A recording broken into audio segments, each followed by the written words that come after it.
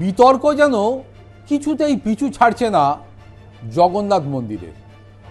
জগন্নাথ মন্দিরকে নিয়ে ইতিমধ্যেই জগন্নাথ মন্দিরের চূড়ার ওপর বাজ পাখির চক্কর বা বিভিন্ন পাখি পক্ষীর আগমন এগুলো তো চলছিলই, কিন্তু নিরাপত্তার ব্যবস্থা অর্থাৎ নিরাপত্তার যে ঘেরা টোপে রাখা হয়েছে শ্রী জগন্নাথ মন্দিরের গর্ভগৃহ থেকে শুরু করে সেখানে রত্ন সিংহাসনের যে এলাকা সেই সমস্ত কিছু, সেখানেও ফাঁক ফোকর।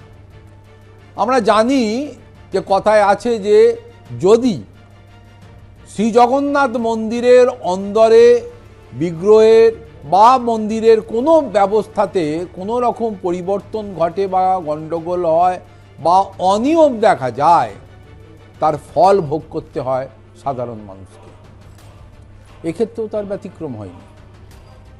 যে জগন্নাথ মন্দিরে মোবাইল থেকে শুরু করে গ্যাজেট থেকে শুরু করে বিভিন্ন ডিভাইস নিয়ে প্রবেশ করা সম্পূর্ণভাবে নিষিদ্ধ, সেই জায়গাতে কি করে মোবাইল ঢোকে, কিভাবেই বা গর্ভগৃহের অন্দরে পৌঁছে রত্ন সিংহাসনের সামনে দাঁড়িয়ে প্রভু শ্রী জগন্নাথের ছবি তোলা হয়। শুধু তাই নয়, সেই ছবি ভাইরালও হয়েছে। সম্প্রতি উড়িষ্যা TV.in-তে প্রকাশিত এক প্রতিবেদনে দাবি করা হয়েছে আশীর্বাদ 945 নামের এক ইউজার এই ছবিটি ইনস্টাগ্রামে আপলোড করেছেন এবং পরে একটি স্ট্যাটাস পোস্ট হিসাবে শেয়ার করা হয়েছে। ভাইরাল হওয়া এই পোস্টটি নিয়ে উদ্বেগ তৈরি হয়েছে ওই জগন্নাথ দেবের মন্দিরের সিকিউরিটি ব্যবস্থা নিয়ে।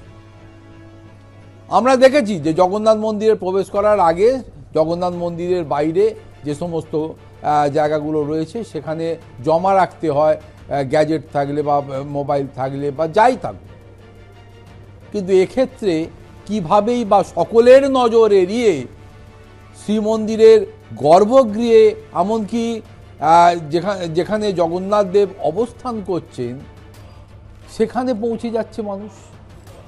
প্রশ্ন তো উঠছেই। কিছুদিন আগেও নাকি এই জাতীয় ঘটনা ঘটেছিল।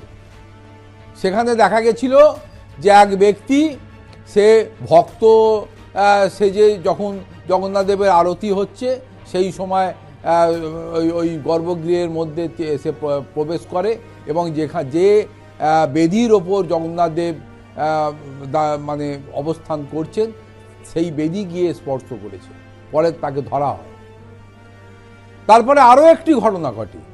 এক ব্যক্তি চশমা পরে চশমাতে ডিভাইস লাগিয়ে সেখানে ছোট আকারের ক্যামেরা সংযোজন করে সে পৌঁছে যায় গর্ভগৃহে এবং রত্ন সিংহাসনের কাছে গিয়ে যখন সে সেই ছবি তুলছে সেই সময় কর্তব্যরত যে সমস্ত পান্ডা থেকে শুরু করে যারা ছিলেন তারা তাকে ধরে ফেলে, আইডেন্টিফাই করে ফেলে, তাকে ধরে পুলিশের হাতে তুলে দেওয়া হয়, জিজ্ঞাসাবাদ করা হয়, তার বিরুদ্ধে লিগাল প্রসিডিংস হয়।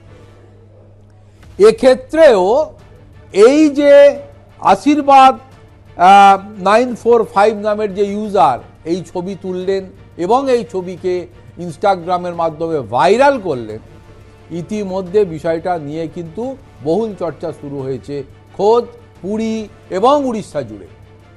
উড়িষ্যা সরকারের আইনমন্ত্রী তিনি যথেষ্ট বিব্রত এবং কঠোর আইন চাইছেন। ইতিমধ্যে বলে রাখা ভালো যে যদি শ্রীমন্দিরে এই ধরনের আইন ভাঙা হয় তাহলে সংশ্লিষ্ট ব্যক্তির 2 মাসের জেল হয়, 1000 টাকা জরিমানা হয়।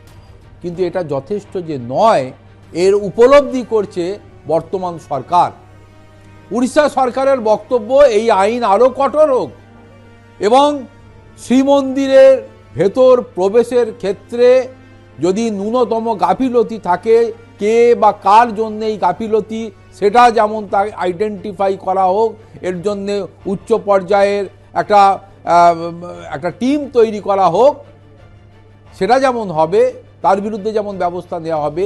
যে ব্যক্তি যে বা যারা এই ধরনের কর্মকাণ্ড ঘটাবেন তাদের বিরুদ্ধেও আরও কঠোর ব্যবস্থা নেওয়া উচিত। ফলে সব মিলিয়ে দিন যত গড়াচ্ছে, জগন্নাথ মন্দিরের সিকিউরিটি ব্যবস্থা থেকে ভবিষ্যৎ মালিকার তার উল্লিখিত যে সমস্ত কথাবার্তা লেখা রয়েছে, সব মিলিয়ে মিশিয়ে কোথাও যেন গিয়ে একটা গোল গোল ব্যাপার, একটা অনিয়ম বেনিয়ম এগুলো উঠছে। এবং এর ফল যদি মানুষকে যে ভবিষ্যৎ মালিকায় যেটা লেখা রয়েছে যে অনিয়ম হলে এর ফল ভুগতে হবে, সেই ফল ভোগার আশঙ্কায় কিন্তু এখন থেকেই প্রহর গুনতে শুরু করেছে উড়িষ্যার মানুষ।